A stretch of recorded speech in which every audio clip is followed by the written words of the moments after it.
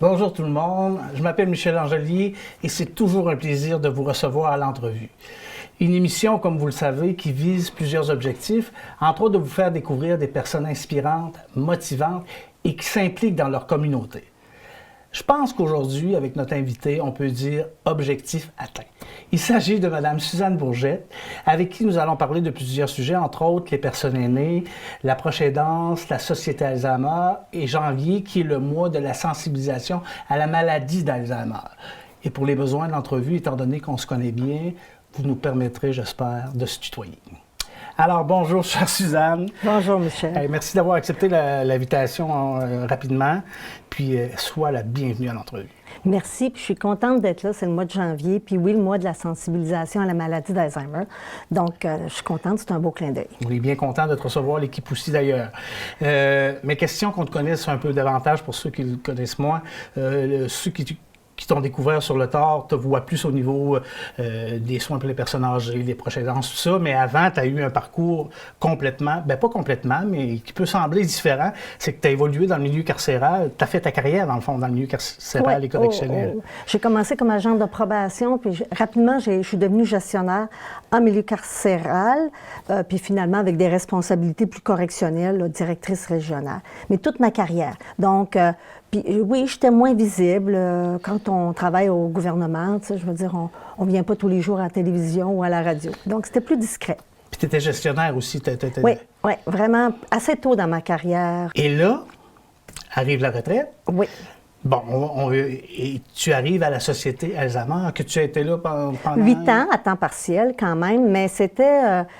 puis là, parce que je savais que tu allais me poser des questions, j'ai réfléchi, puis je me disais comment j'ai abouti là. Parce que, tu sais, moi, j'avais une formation d'intervenante en criminologie. Okay. Donc, la Société Alzheimer, c'était intervenante auprès des aînés. Donc, c'est de l'intervention, tu sais, qui dit écouter, encourager, supporter, mettre à contribution des organismes. Il y avait vraiment un parallèle. Donc, j'ai fait ça pendant 8 ans. Puis après ça, je te dirais, j'ai regardé ailleurs parce que j'étais devenue de plus en plus proche aidante. Donc, je voulais pas, tu sais, que ce soit... À un moment donné, que tout se mêle ensemble, voilà. on Voilà. Fait que là, j'ai décidé de faire du bénévolat, mais dans des zones... mais de garder ma liberté puis ma disponibilité pour être proche aidante. Ouais. Donc, alors, je saisis la balle au bon. Tu es impliqué dans plusieurs choses, entre autres dans Solidarité Gaspésie et la table de concertation régionale pour les personnes aînées. C'est bon, bravo. Est-ce que tu peux nous en parler un peu, puis de leurs objectifs aussi, de ces organismes-là? Oui. La table de concertation régionale des aînés, c'est un organisme régional pour la Gaspésie et les îles, puis il y en a dans chaque région, et on est financé par le secrétariat des aînés, et on a un mandat de concertation des organismes qui ont à cœur le bien-être des aînés sous toutes ses formes. Donc, on s'intéresse à la proche aidance, on s'intéresse au maintien de domicile, on s'intéresse à toute forme de service et en lien avec les besoins des aînés. Je suis aussi sur la table de bien-traitance, où on s'est déjà croisés. Que pour les gens, juste pour le dire, qu'on appelait maltraitance avant, ouais. La table pour lutter contre la maltraitance des aînés, donc ça a changé et c'est pour le mieux, table de bien-traitance. Donc, encore là, sensibiliser la population à ce que sont les formes de maltraitance, puis comment réfléchir, puis comment évoluer comme communauté pour ne pas être là-dedans, pour être dans la bien-traitance. Et arrive par la suite, tout ça, c'est la continuité un peu de la Société Alzheimer, où j'avais connu plein d'organismes, plein d'intervenants. Puis Solidarité Gaspésie, ça, c'est autre chose. C'est un regroupement de citoyens qui ont à cœur le bien-être de la communauté et de l'environnement. Donc, c'est Solidarité Gaspésie Rocher-Percé, puis c'est en voie de se développer dans chaque MRC. Donc, c'est des citoyens de toutes sortes d'horizons. De tout âge aussi? Tout âge, toutes sortes d'horizons qui ont à cœur le milieu. Et on s'intéresse, nous, depuis 2 ans, on s'est intéressé à la biodiversité, donc sauver, entre autres, une forêt ancienne à la ZEC des Anses. On s'intéresse au milieu hydrique, au milieu humide. On s'intéresse au patrimoine. On s'intéresse aussi au sort des aînés. On s'intéresse au maintien à domicile. On s'intéresse à la démocratie. Donc, quand il y a des élections, on suscite des débats. Donc, on est des citoyens qui prenons la parole, mais je te dirais, Michel, avant, on a réfléchi. On veut être des citoyens responsables, de ne pas dire n'importe quoi.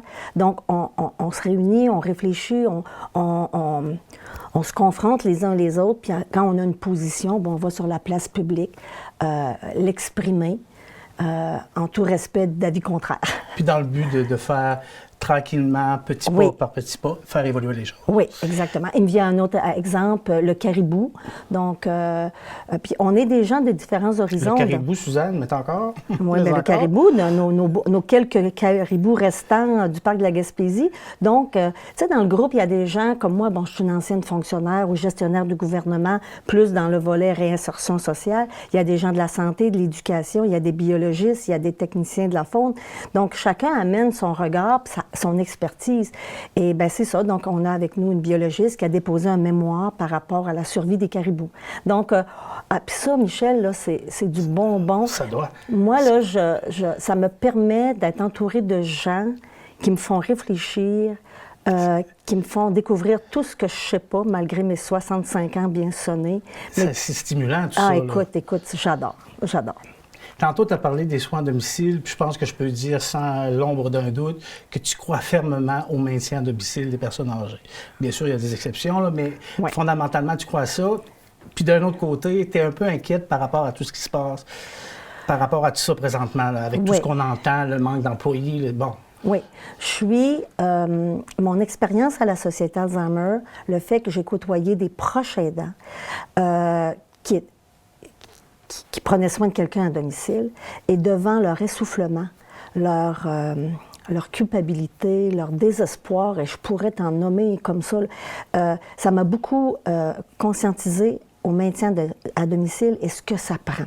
Donc, moi, je crois beaucoup au maintien à domicile des personnes aînées dans le respect, la sécurité et la dignité, mais en même temps, parallèlement, au respect, à la dignité, à la sécurité des proches aidants. C'est des vases communicants. Un proche aidant en santé puis en équilibre arrive à aider une personne de plus en plus vulnérable.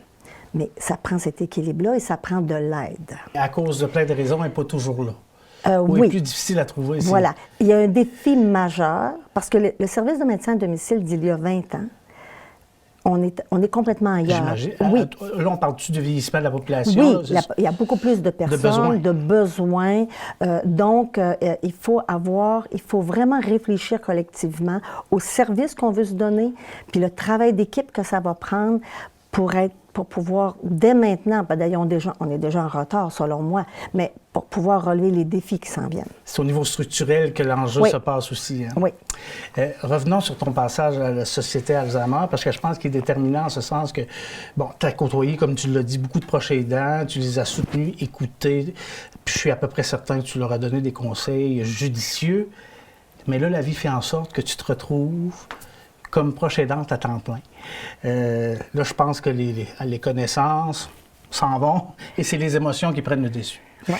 Je suis certain qu'à travers ton expérience personnelle, professionnelle, mais surtout personnelle, as-tu des petites suggestions, des petits conseils, on n'aime pas le mot conseil, mais c'est ça pareil, là, à donner à nos chers proches aidants qui, des fois, sont dans des situations intenables, qui n'ont pas de bon sens? Bien, je voudrais d'abord profiter pour les regarder puis Parfait, leur dire que je les oublie pas. Je pourrais même les nommer les prénoms. Et je les oublie pas parce que ces gens-là ont contribué à ce que je développe un savoir. Puis ce savoir-là, aujourd'hui, je le mets en pratique. Donc, dans mon quotidien, quand je suis proche aidante, puis d'ailleurs, je suis proche aidante de plus qu'un aîné, je pense souvent à eux, puis je me dis « Ah, c'est ça qu'il me disait. » C'est ça qu'il voulait dire. C'est ça qu'il voulait dire. C'est ça qu'il ressentait. Donc, puis je souris, puis je suis très humble, puis je me dis, c'est une chose de savoir avec sa tête, puis c'est une autre chose de le vivre avec son cœur. Fait que, puis là, je savais que tu m'aurais demandé des petits conseils, puis là, je prends ma petite feuille, puis j'en ai écrit une coupe, puis je ne veux pas en oublier. J'ai appris qu'il faut reconnaître ses émotions et les nommer, se les nommer, courageusement. On peut-tu y aller avec des exemples comme... Je suis tannée. OK. J'en peux plus. J'ai peur de ce qui s'en vient. Ça a l'air, ça sera pas beau, OK? De cette nature-là. Se le nommer à soi, puis le nommer à des gens de confiance. Parce que ça légitimise un peu les... Oui, on a le droit de les nommer. On a le droit d'avoir ces émotions-là. C'est humain. Ensuite, il faut s'entourer. Un grand danger, c'est l'isolement, parce qu'on a moins de temps pour socialiser. Exactement, on ne peut pas participer vraiment à l'activité de ressourcement. Puis on a peur de tanner nos amis en parlant de ça. Donc, c'est de s'entourer. Il y en a que c'est beaucoup de gens, il y en a que c'est moins, mais d'au moins quelques personnes qui nous aiment assez pour nous écouter quand on a un trop-plein. Il faut faire équipe tôt avec un travailleuse sociale de l'équipe des soins à domicile du CIS. Moi, je dis souvent du SEGA, Service de gériatrie ambulatoire. Là. Donc, c'est la porte d'entrée des services. Il ne faut pas attendre d'être essoufflé, d'être à bout. Rapidement, on contacte le CIS, on les invite, on jase de notre situation, même si on n'a pas besoin de service immédiatement. Puis aussi, moi, on appelle le travailleur social, puis on lui dit comment ça va, puis qu'est-ce qui change, pour tranquillement que cette personne-là nous écoute, pas nous confronte, mais nous fasse réfléchir, puis nous parle des services qui existent. Ça, là, c'est d'être informé, ça diminue l'anxiété, c'est clair. Oui. Puis des fois, on entend une fois une information, on l'entend à la radio, on l'entend, mais il faut que ça soit répété souvent. Puis quand on est dans notre émotion, même si j'ai travaillé là, je ne savais même plus comment ça se passait. Voilà. Moi, des fois, il faut qu'on me dise 2-3 fois qu'un service existe avant que je me rappelle. Ensuite, il faut connaître les services et les exiger. Il faut prendre le téléphone, demander, répéter. On ne vous rappelle pas, vous relancez, parce qu'il y a beaucoup de besoins.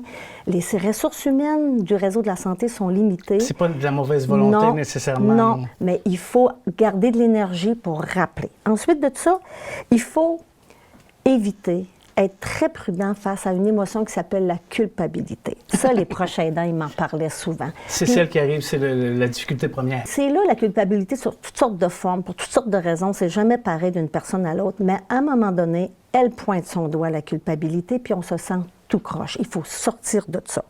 Il faut se connaître, puis connaître ses limites, parce que les gens n'ont pas les mêmes limites, ils n'ont pas le même vécu, ils n'ont pas les mêmes habilités de travailler avec des personnes aînées. Donc, il faut se connaître, se reconnaître. Il faut, Michel, s'aimer. Ce qui paraît simple à dire, à nommer, mais quand on est proche aidant, s'aimer, se prioriser. Ouais. Il faut s'aimer assez pour accepter ses limites, les nommer, parce que si on arrive à s'aimer, on va être d'autant plus capable d'aimer la personne vulnérable aînée. Ça a l'air banal, mais ça l'est pas. C'est mes petits conseils de la journée. Mais très important, puis ça vient de l'intellect, mais surtout ça vient du cœur. Et c'est là que ça risque d'avoir un impact chez la population, de t'écouter, je l'espère. Je ne peux pas te laisser aller, on est déjà rendu à la fin, ça passe vite. Pourquoi c'est si important pour Suzanne Bourgette de s'impliquer aujourd'hui, en 2023? Parce que je crois profondément que, d'abord, il y a une facette égoïste. Je reçois beaucoup plus que ce que je donne. Sincèrement, là. On l'entend souvent. Oui, vraiment, vraiment. Ça me stimule intellectuellement, ça me fait du bien au cœur, ça me garde jeune, ça me garde alerte. Et il y a aussi le côté altruiste. J'ai le sentiment profond de redonner un peu à ma communauté, qui m'a toujours beaucoup donné. Hein. Moi, j'ai fait ma vie dans Rocher-Percé. Donc, j'essaie d'aider à différentes façons. Puis, je sens que je le fais, que j'ai un petit impact. Donc, ça sert ces deux aspects-là de l'humain. Il y a toutes sortes, Michel, vite, dire, il y en a qui s'impliquent, c'est très discret. Ils savent même pas qu'ils font du bénévolat, puis ils en font plein. Puis il y en a que c'est beaucoup plus visible. Il y en a qui s'impliquent avec les enfants, avec les personnes aînées. Il y en a que c'est avec les animaux. Il y en a que c'est par rapport à la démocratie. C'est pas nécessairement devenir président de quelque chose. Non. C'est dans les petits gestes. C'est d'être avec l'autre, puis de contribuer simplement à faire une différence. Puis là, on a l'environnement qui est un chemin extraordinaire où on peut faire il faut faire une énorme différence. Fait que c'est pas les endroits puis les causes qui manquent. Il faut juste lever la main puis se faire confiance. Puis en même temps, ça développe le côté... En tout cas, on touche à notre côté altruisme, mais ça nous fait surtout du bien, nous. Totalement. Alors, c'est là-dessus qu'on va conclure. Merci beaucoup, Suzanne, d'avoir participé à l'émission. Merci infiniment. Merci beaucoup tout le monde d'avoir été à l'écoute et on remercie encore Mme Suzanne Bourgette d'avoir si généreusement partagé ses expériences autant professionnelles que personnelles. J'espère que ça aura une petite force de frappe chez vous.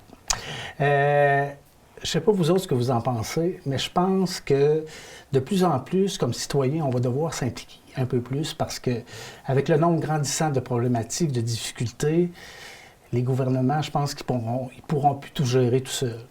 Petite réflexion de la semaine. Sur ça, tout le monde, on se retrouve la semaine prochaine pour une autre entrevue. Soyez en forme, soyez bien et à la semaine prochaine.